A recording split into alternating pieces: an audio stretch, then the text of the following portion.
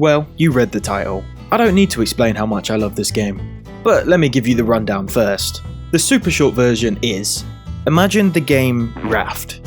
Now, imagine instead of being on a raft in the middle of the ocean, you were on a train in the middle of an inexplicable, infinite void. The hook? You have one. The shark? There is one. The boat? Or train in this case? Yeah man, it's all here. This description may be enough for some of you to be intrigued. So now that I have you hooked, prepare your ass for this. Voidtrain is a solo or co-op survival game, which I've not experienced yet because I have no friends. Developed by Hype Train. Holy shit! Train? You'll be exploring absolutely stunning environments, seeing, shooting, and getting kidnapped by simultaneously the cutest and most horrifying creatures you'll have ever laid your eyes on. Seriously, dude, what the fuck are you? Oh, and also, you can have little slave guys that are also the cutest thing in the void. But moving on to my personal favourite thing that this game has to offer. The entire thing is wrapped in a thick blanket of Norse mythology. Dude, I was not expecting this game to go so heavy on the Norse stuff. At first, it's just like, oh, that's cool. There's Celtic patterns and Elder Futhark written on some of these objects. Then all of a sudden, it's like BAM! So this scientist guy that you've been trying to find is actually looking for the thing that gave Odin his power, and the world serpent is also here. Turns out Jormungandr is a species of giant snake. Whoa, what the fuck? There's a disembodied voice talking to me. Oh, of course, it's one of the Volva explaining to me how I was prophesied thousands of years ago to explore the void. But let's rewind. Like the title says, I was not expecting this game to take over my life in the slightest. Welcome to the void, engineer.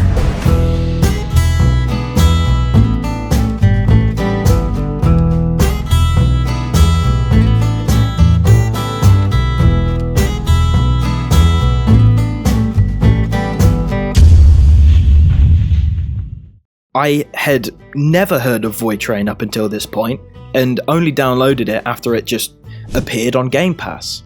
I had a look at the store page, and I was like, oh, that looks kind of interesting, but, you know, I'll get to it when I have the time. Then a week or so went by, it stayed completely untouched in my library, just gathering cobwebs. At one point, I had a free moment to try it out, and oh my god. I played it for like 30 minutes and then left to do something else. But after another couple of days passed, I booted this bad boy up again, and it was pretty cool. Yeah, it was good. Admittedly, it took me a while to get into. I don't usually play or enjoy this genre of game because they can just be so boring and tedious when you're by yourself. But once you figure out the gameplay loop for this one, it becomes addicting. And I am the junkie injecting Voidtrain directly into my veins.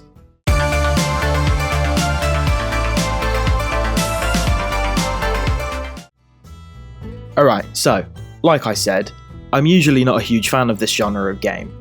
Don't get me wrong, I love watching Smitty play Raft just as much as the next guy, but I get overwhelmed quite easily when I have to remember things like topping up on fuel and keeping on top of crafting a whole load of things, as well as making my base look pretty and functional.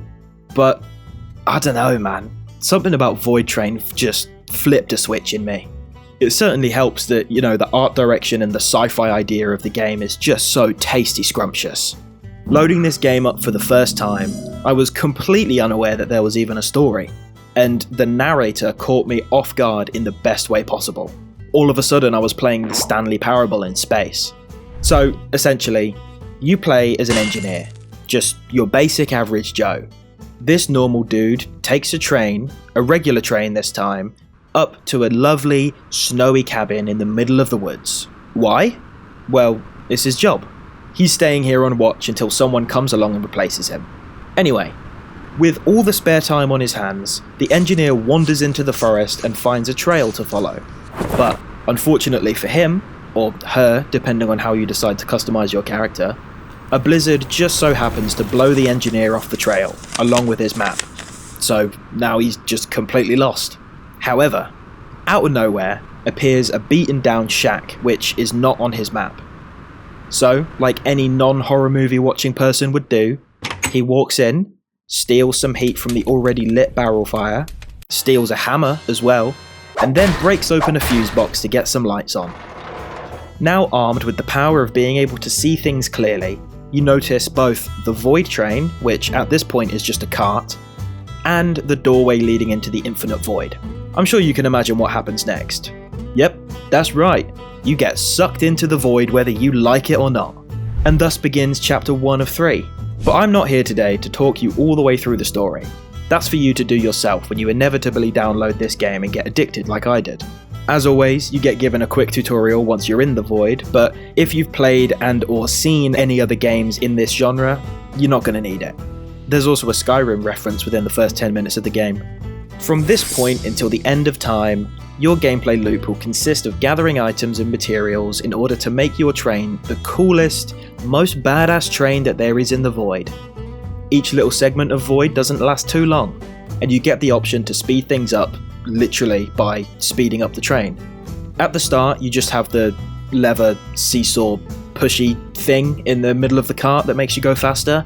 In between those sections of railroaded void, you will find yourself stopping at depots. These will give you a chance to just kinda chill out for a bit, maybe save your game. They're also the only place where you can craft major upgrades for the train. Using the console placed at all stopping points, you can craft extra carriages, better engines, rams, and turrets for the front of the train. And even use it for some gorgeous decorating. Once you progress further into the game though, these depots will have things available to you like vending machines which contain materials, ammo boxes which contain ammo, creepy doll women in boxes who give you prophecies, enemies to shoot in the face, and my personal favourite, the gambling machine. In summary, depot good. Depot always nice place to be. Oh, also, when you're outside in the void, you're always tethered to your train, which is just a nice touch. Speaking of trains, you can also find derailed trains on occasion. There will be a few train carts floating in the void, which contain a shit ton of loot. And I personally recommend you always stop for these. Now I want to focus specifically on crafting because, oh baby, there's something about the crafting in this game that just throws a boogie bomb directly at my squishy brain. For starters, imagine a crafting system. Okay, you have one in mind? Okay, good. You kind of really don't need to think any harder than that to understand the baseline system that's in place here. There's a few small additions I would like to see included, but they're more on the lines of small animation bits rather than changes to gameplay. Anyway, crafting is great. You have multiple different workspaces that all do different things, as per the usual when it comes to base building games. You have a smelter, a kitchen, a lab, a workstation, an armory, and a research table. These are all pretty self-explanatory, but I'll give you the rundown anyway. The kitchen is the only place that allows you to cook and make food, or boil water. The smelter, well, smelts things. The lab is where you craft the more sciencey type stuff like unstable chemicals, rubber, silicone, all the things that require a bigger brain to make. Your workstation is the place for more handcrafted things like body armor, bolts, and ammo boxes.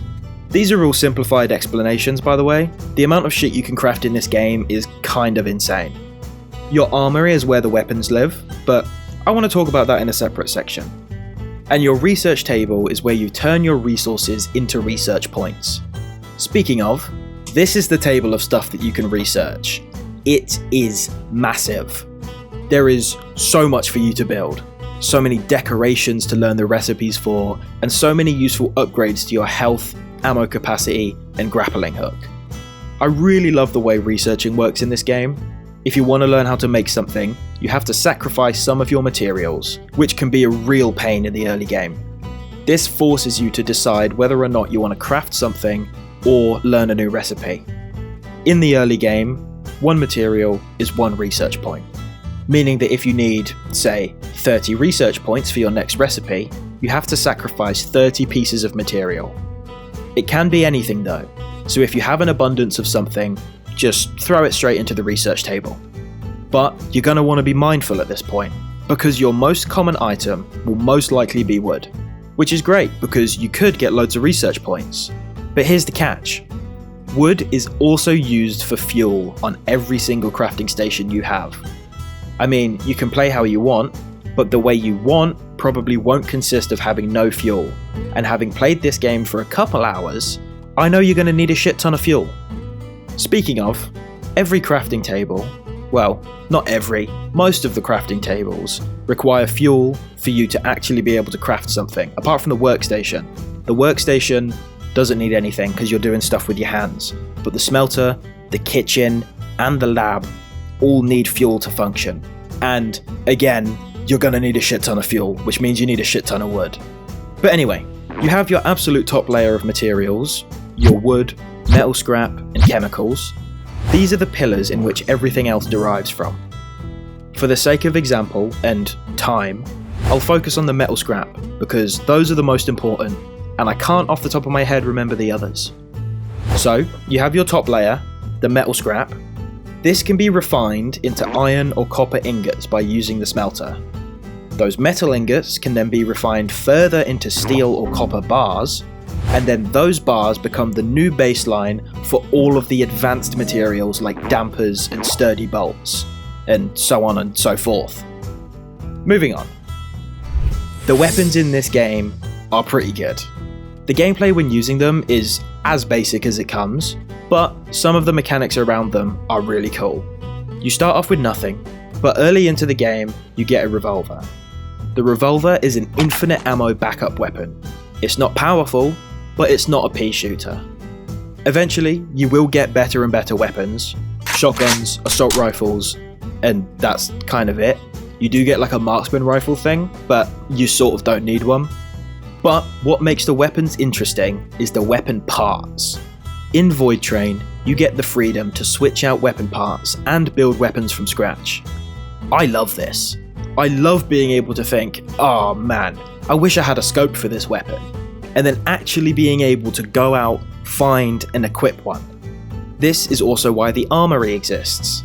The armory is the only place you can modify or make your weapons. You can get some really good parts too, some of which will give your weapons element damage, or a massive increase to critical damage for example.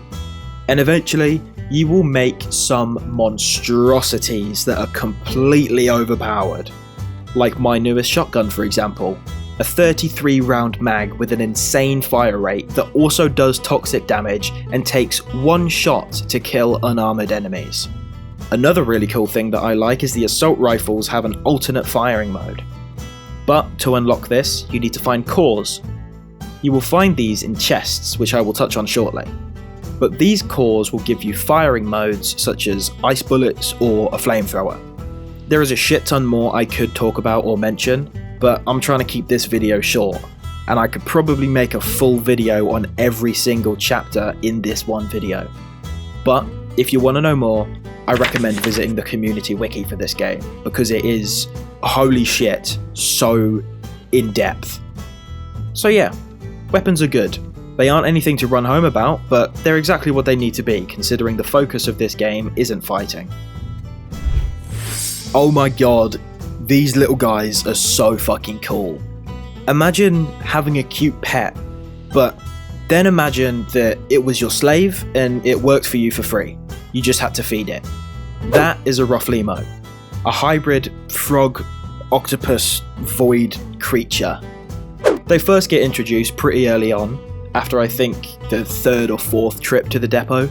They're encased in amber, and to get them out, you have to chuck them into a very big, very dangerous looking device. As for what they can do, there's a lot. They can cook, they can clean, smelt, farm, generate resources, and even sit on turrets at the front of the train and shoot any dangers. They also have perks, and those perks have 3 levels. These will do things like increasing the chance for generating an extra item when you craft something, and this chance will go up depending on the level of the perk, which I think starts out at like 15% and then goes up to like 40. Speaking of, each Rofleemo has 2 perks, and you unlock their second one by feeding them mushrooms.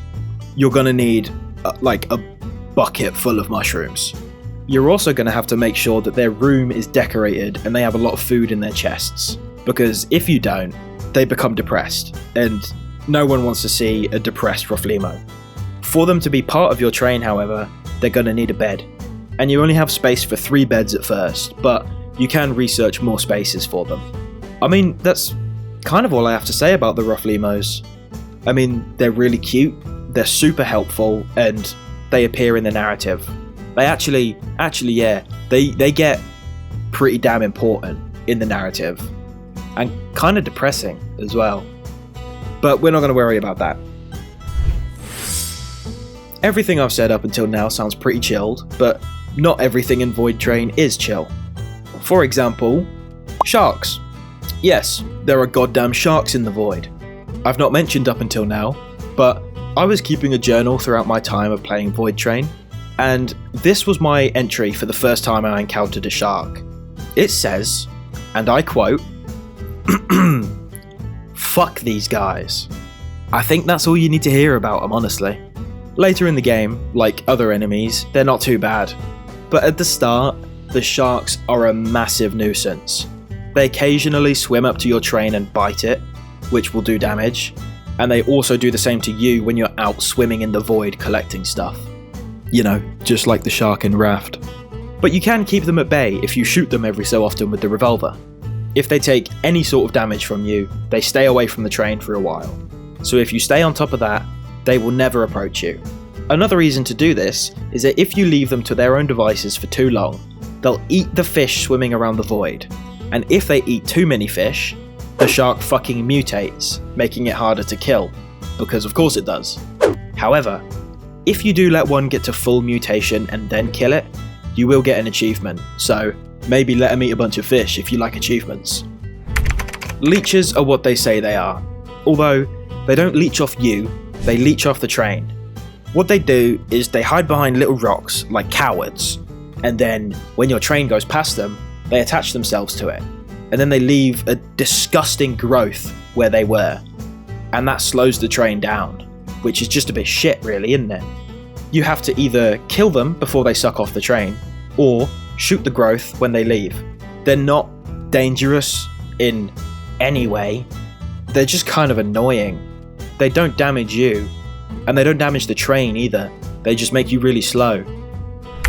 Oh yeah, there's mines. 2 types of mines. The ones that look like sea mines stick to your train before exploding, so you have to shoot them before they get too close. This will damage your train, and quite heavily as well. The other ones are what you expect a mine to look like in a game. The little frisbee looking things. These ones react upon your train bumping into them, and can be shot, or deactivated if you swim up to them. If you decide to deactivate them instead, you get, sometimes, little pieces of metal scrap, which I guess kind of does give you an incentive to try and deactivate them instead of shooting them, but you could get so much more scrap by just collecting it, so part of me just thinks, why would I ever deactivate them? Anyway, outposts are also scattered around the void. Some of these will block your train from continuing, meaning that you have to get off, kill the very Wolfenstein looking enemies, and then rip out the battery keeping the barrier shut.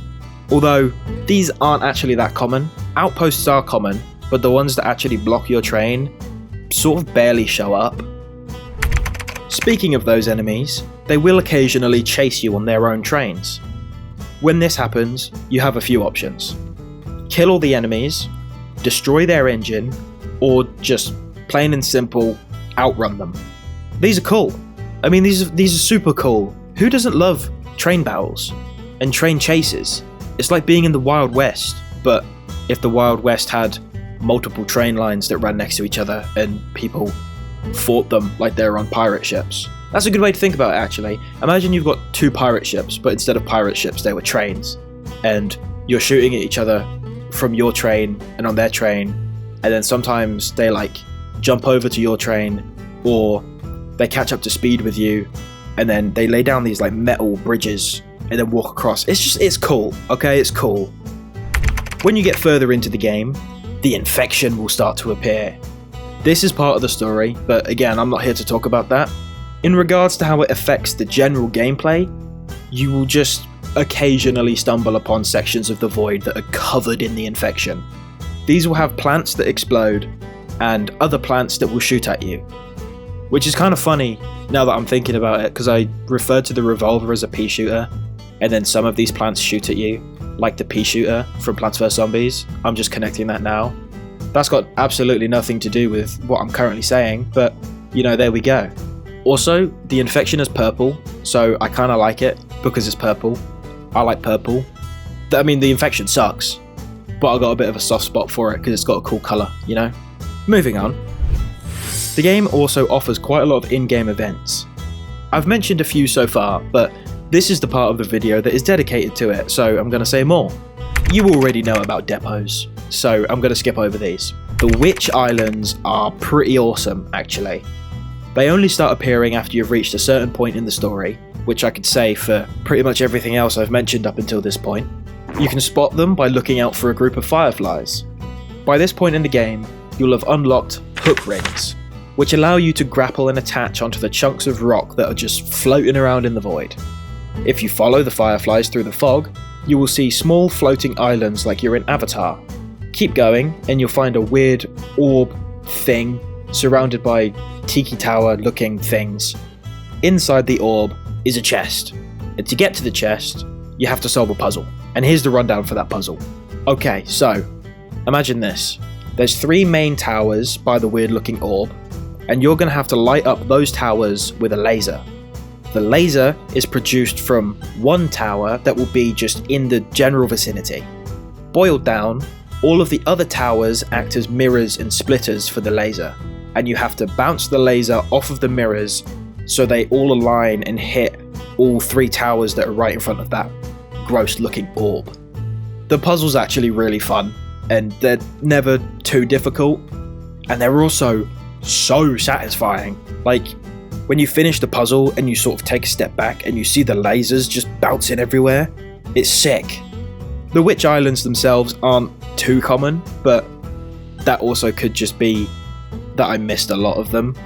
But whenever I see them, I always stop and do them. It's a nice change of pace to the regular gameplay.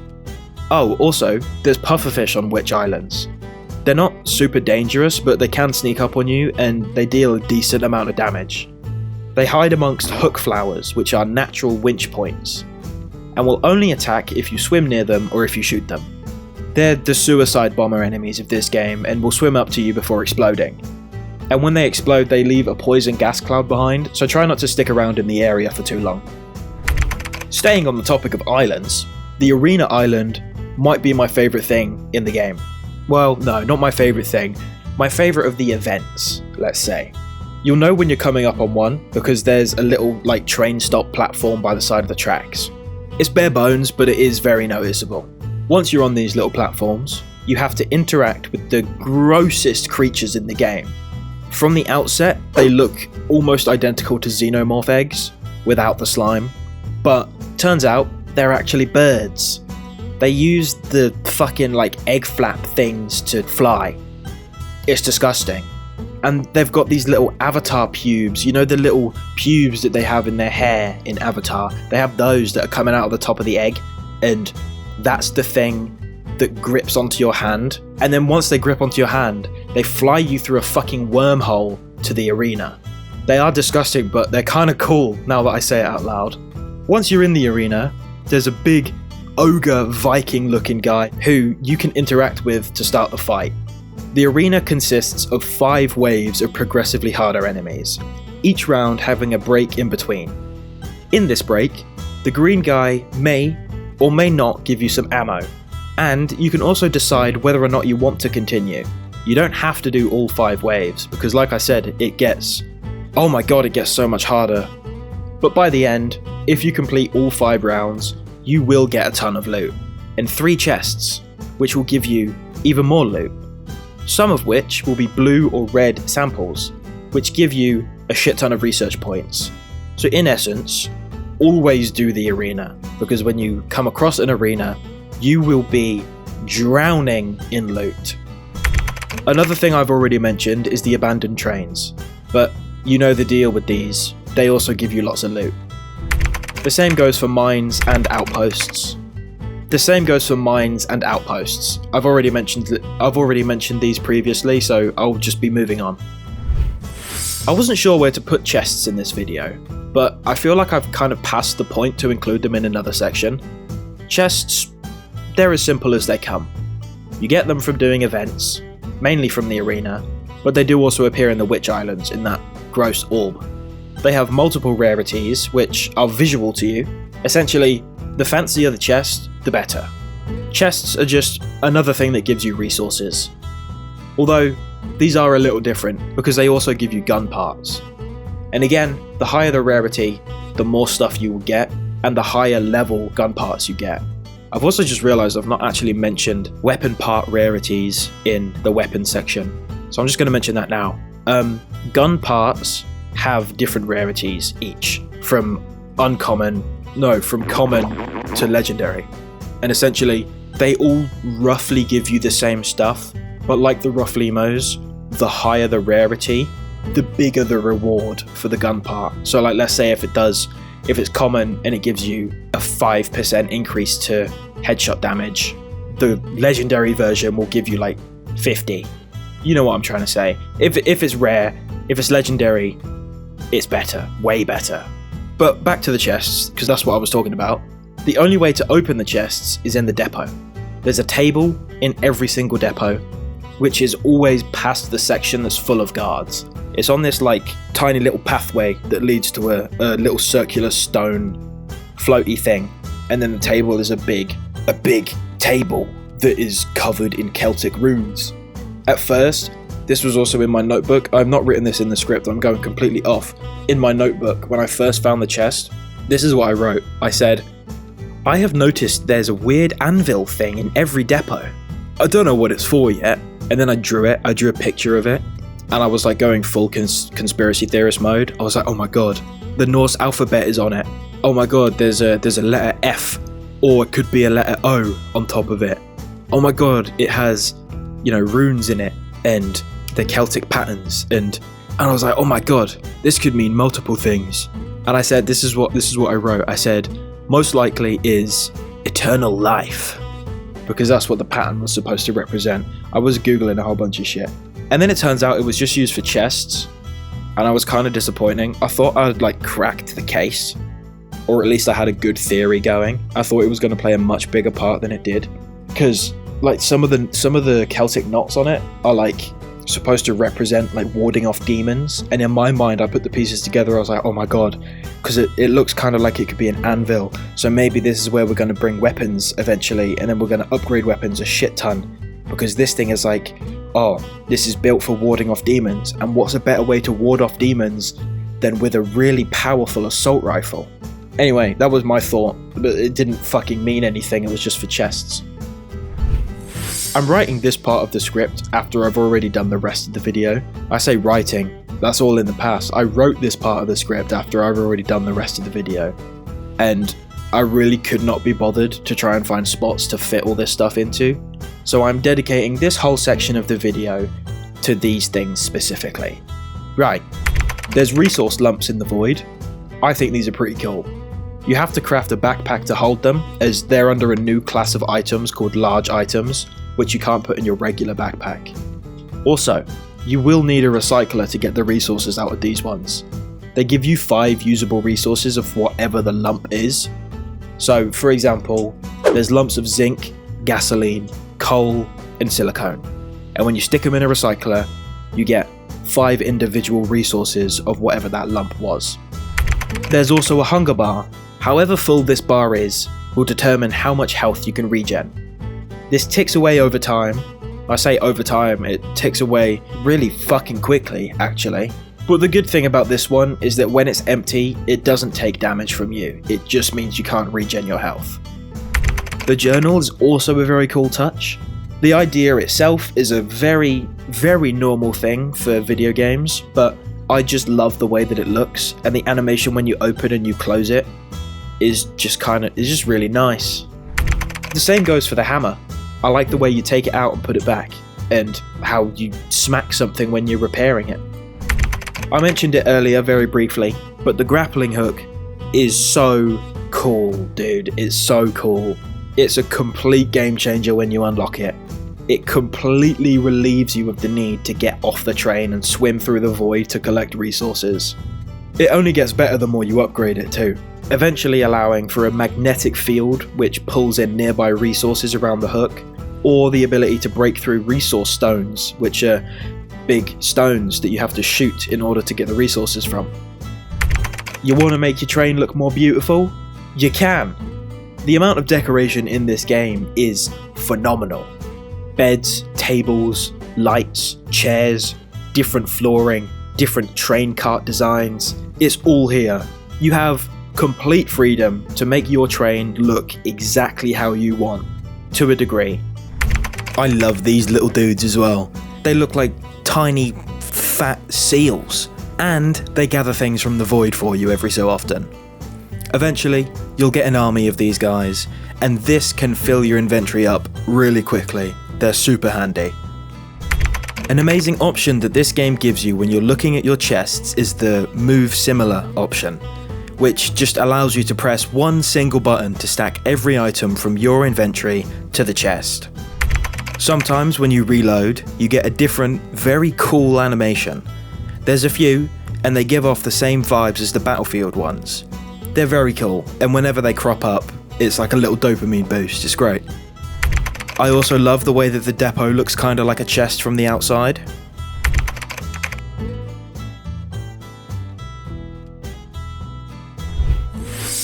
Okay, now is the point in the video where I bitch about stuff and things. So let's go. There's a few animations that are a little janky. These obviously aren't game breaking, but there's a few that when you notice them, they become the only things you can think about. For example, when you winch towards a ring, your cable doesn't connect to where it should be on your wrist. Also, when you have a barrel on your weapon that has a grip off to the side of it, whenever you sprint, your character holds it really, really weirdly. I told you this part was going to be bitchy. When I first started playing, the stack for resources was 10, meaning that your chests would fill up insanely fast. But that has since been changed to 30, so that is a W. However, your chests still just fill up really, really fast. The game gives you so many means to gather resources when you get really far into it, and I just feel like the stack for each item should be way larger to counter the fact that you get resources at an abundance. I also think the carts should be wider. When you want to decorate your rooms, because you have so many options, you fill them up insanely quickly, and there is nowhere near enough space to make a room both functional and pretty. On the same note, I wish you could have better decorative elements for the front of the train. It just unfortunately feels like the only ugly part of the train, which I wish wasn't the case considering that's where the badass engine is. Okay, let's see. What else can I say? I'd like to see more reasons to find chests and explore the events. Is it lovely that all of the chests and events give you a lot of resources? Yes, but eventually you're going to be drowning in them and you have no space to put anything. In the very late game, where I am, the only reason to explore and gather these chests is the research points. Which is fine, they give you a load of research points, but I do think there should be like event exclusive items, for example. Maybe rarer resources or something along the lines of that. I think that's all my negative points I have for the game. Like I said, there's nothing that's game breaking, I've not experienced any bugs, and none of my gripes are with the gameplay itself. It's pretty damn solid. So, Voidtrain, I love it. I love it so much. Every aspect of this game is enjoyable, and it really surprised me. If you like this genre of game, you will love Voidtrain. And even if you're not a fan of this genre, I highly recommend that you try it anyway, because it is very enjoyable. There is clearly a lot of passion behind this game. You can see it when you play it. And I hope to see more from this game and from the studio. I will definitely support anything else Hype Train create, especially if they make merch. Hype Train, if you're listening to this, please, for the love of God, make plushies of the Rofleemos. I will purchase your entire stock. Anyway, bish, bosh, bam. This is the end of the video. I felt like I needed to talk about this game since not only did it take up so much of my time, but also the Metal Gear Solid video is going to take so long to make. So I felt like I needed to fill some time in between my Tomb Raider one and the Metal Gear Solid one with a shorter video. And this was the perfect one. But if you're keeping tabs on where that Metal Gear Solid video is, I promise I'm getting to it. There's just so much to talk about. I've written like 55 pages and the video is going to have to be split into 2 parts, because if I make it all in one part, not only is it going to be ridiculously long, but it is going to take me ridiculously long to make it, and I don't want to wait that long to put something else out. So anyway, if you enjoyed this video, do all the YouTube stuff, and I will see you in the next one. Goodbye.